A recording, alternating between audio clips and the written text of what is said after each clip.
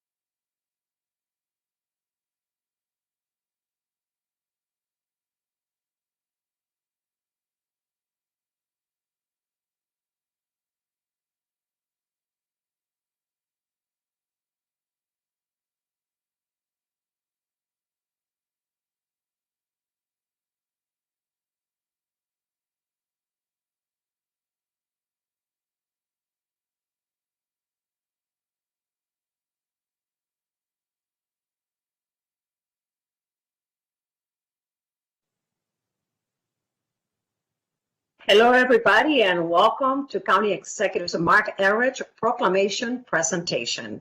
I'm Lorna Virgili, Hispanic Public Information Officer, and each month the County Executive recognizes organizations, people, or important events during this program. These events are designed to provide a place for us to celebrate some of the wonderful people and events that make this county so great. This event is also a live broadcast and will be posted on the county's YouTube page. For today's event, we will be presenting Rosa Parks Day Proclamation to Jane Stowe, who is the Director of the Office of Human Rights. And also joining us today is Council Vice President Gabe Albornoz and Chris Conkling, the Director of the Montgomery County Department of Transportation. And with that, I toss it to you, Mr. County Executive. So I want to thank everybody who's joining us today for this proclamation. When Lorna was talking about this in the introduction, we were talking about introducing proclamations for people and events. And in this case, it's a proclamation for a person who was made, who made a truly significant event with the bus boycott that began in Montgomery, Alabama, and her commitment to civil rights and her refusal to move are things that I think gave shape to the civil rights movement that was reinvigorated by that and led eventually to the passage of critical civil rights legislation in the United States a decade later. So it took a while for progress to be made the way it should have been made. But what she did that day, December 1st of 1955, set the tone and I think set the wheels in motion for the bigger changes that followed. So I want to read this proclamation with Gabe Albornoz, and we will alternate. Then I'll start with Proclamation, Montgomery County, Maryland. Whereas Rosa Louise Macaulay Parks is an American hero. Her courage and moral clarity in the face of bigotry and oppression highlighted the civil rights movement and inspired millions to stand up for fundamental fairness. And whereas on December 1st, 1955, Rosa Parks' refusal to give up her seat to a white man on a Montgomery County, Alabama bus and her silent, determined defiance gave voice to millions in their fight against injustice and intolerance. And whereas Ms. Parks' arrest sparked the December 5th boycott of city buses by 42,000 African Americans who helped change the course of America. And whereas this act was called the Montgomery Bus Boycott, which lasted 381 days and ended on December 21st, 1956, with the U.S. Supreme Court ruling in November 13th, 1956, that segregation on city buses was unconstitutional. And whereas Dr. Martin Luther King Jr. had informed the Montgomery Improvement Association and led the mass movement of the bus boycott, propelling the nonviolent resistance into what would be called the civil rights movement. And whereas Rosa Parks' heroism that day showed that one person can change the course of history and inspire the change in the hearts of a nation. She is remembered as the mother of the civil rights movement, and during her life she said, and I quote, "I'd like for everybody to remember me as a person who wanted to be free." Now, therefore, do we, Mark Elridge as County Executive and Gabe Albornoz as County Council Vice President of Montgomery County, Maryland, do hereby proclaim Wednesday, December 1st, 2021 as Rosa Parks Day in Montgomery County. We urge all our residents to remember Ms. Parks' unshakable commitment to a better world and her fearless will to battle injustice at tremendous risk to herself for the sake of the greater good. We must continue the movement toward a more fair and just society for all. Signed, first day of December, 2021. And I will give this to James now.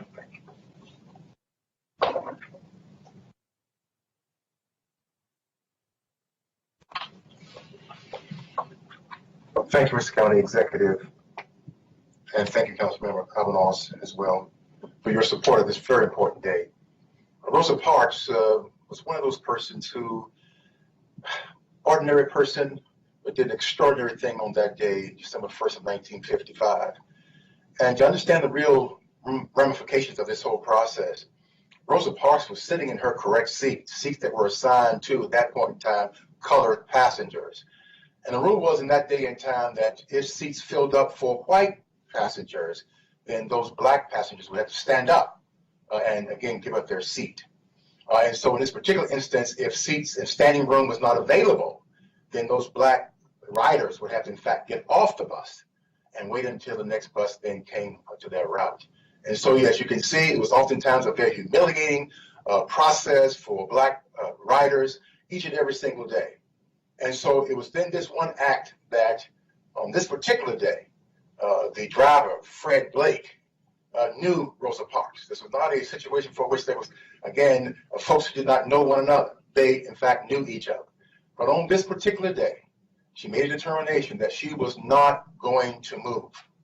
And on that particular day, resounded for all of us a new birth of freedom in terms of being able to be accommodated in public transportation all across this country. And so it's extremely important that we remember this day and have a chance then to think upon the courage it took to stand up and stand for something.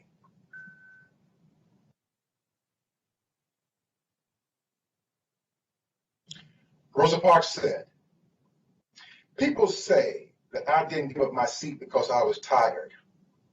But that isn't true. I was not tired physically. No, the only tired I was tired of giving in. I see the bus pass every day, but to me, that was a way of life. We had no choice but to accept what was the custom. The bus was among the first ways I realized there was a black world and a white world. Stand for something, or you will fall for anything. Today's mighty oak is yesterday's nut that held its ground." Rosa Parks. And now let me bring up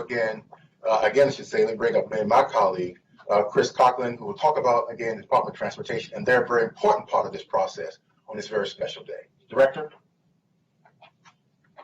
Thank you, Director Stowe. I'm very happy to be here and to support the efforts of County Executive Elrich and Director Stowe to commemorate this important day. Obviously, our bus system is symbolic in this commemoration.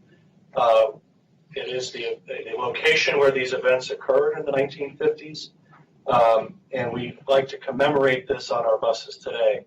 In each of our buses, there is a bus card displayed in the advertising section to make our passengers aware of the importance of this day and to give them a reminder to thank Rosa Parks for her commitment to achieving these goals of racial equity in her time that we continue to work to try to achieve and advance today.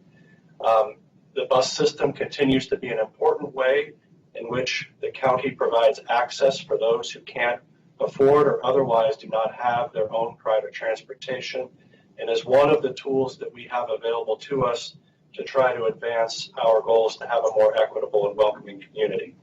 So I encourage you to look for these cards as you ride our buses and to give some thought to the contributions of Rosa Parks to our community and to our society, and to thank those who work so hard to help us achieve these objectives.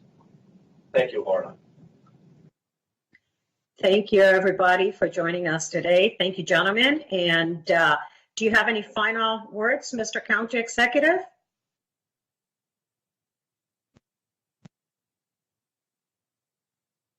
I think one of the hardest things to deal with is the fact that we're still fighting these same battles today. The civil rights movement led to, eventually the passage of major voting rights legislation in the United States that guaranteed that everybody would have the right to vote. And as we're standing here commemorating this as the beginning of the great push for civil rights in this country, in Congress today and across the country in many, many states, people are pushing back. Republican legislators are pushing back and trying to remove the rights, the voting rights of African American residents of this country, poor people, whenever they get the opportunity in general. This is sad commentary on what was at one point in time a bipartisan recognition that this country needed to move forward and address civil rights for everybody, that we're now in a situation where civil rights has become a partisan issue. And the idea that civil rights is a partisan issue is an embarrassment to this country. we need to move forward. We need to guarantee people's right to vote and their right to participate. And we should not let the work that Rosa Parks did rest in vain. We need to resume where we were and move back. And we all have, I think, a commitment to do that work. And I just think all of our residents need to know that when we're celebrating something, it's in a context of our real world, which is very disrespectful of the progress that this country made in civil rights. And I hope we can recapture the mantle of the progress we made. Thank you. Thank you, Mr. County Executive. Council Vice President Albornoz, I see you there in the corner. Do you have some final words? Don't you left Just behind. in 1959, my mom came to the United States as an immigrant with my grandmother and flew into Miami from Santiago, Chile. They took the Greyhound bus from Miami to Washington, D.C., and my mom spoke very little English at the time. The bus that they were on was segregated, and my mom was in the section that was designated for African Americans. She was told to move, and she just didn't understand what was happening. She was exposed very quickly to the injustices and the inequities that we have here in our country, and she often tells that story because of what we need to become as a country and as a community. So as the county executive mentioned, we have a long way to go, but it's days like this where we recognize champions among us who were brave and able to step forward. So on behalf of the council, we appreciate this important proclamation and look forward to many more better days to come. Thank you. Thank you very much, everyone. Now, we hope you learned something today from this presentation. Please do check the cable listings to see when the next presentation will take place from the County Executive's Proclamation. Thank you, and we'll see you next month for the next County Executive's Proclamation presentation with Mark Elridge. Thank you, everybody. Have a great day. From one phase to the other.